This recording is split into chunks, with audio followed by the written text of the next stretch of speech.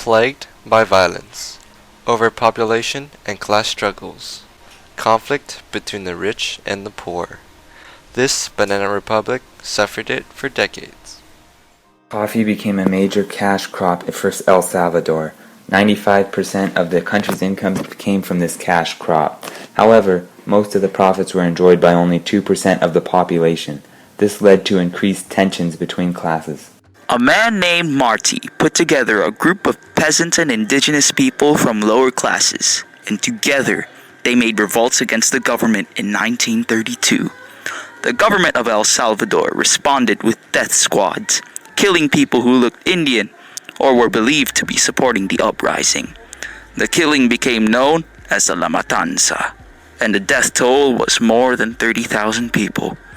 Marti was finally arrested, put to death. Things only got worse from there. The military junta made promises to improve living standards, but failed to achieve their goal. That provoked the 5 main guerrilla groups to unite in the Farabundo Marti National Liberation Front.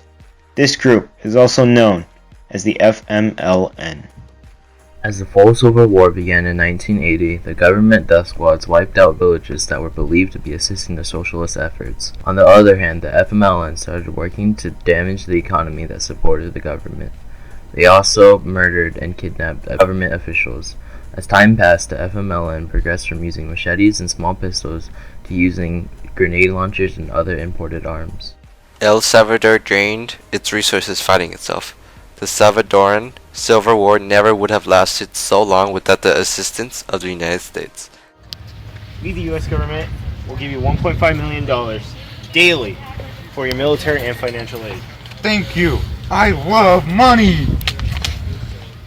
America's choice to help El Salvador's government was very controversial in the U.S. Some viewed that the U.S. chose to remain ignorant to the violations against human rights in order to justify its actions.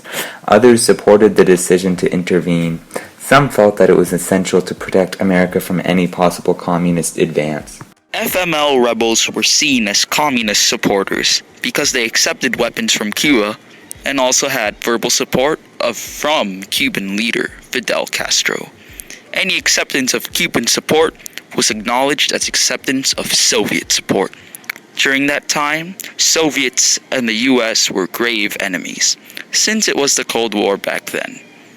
At the end of the Civil War, between 1980 and 1992, about 75,000 people died.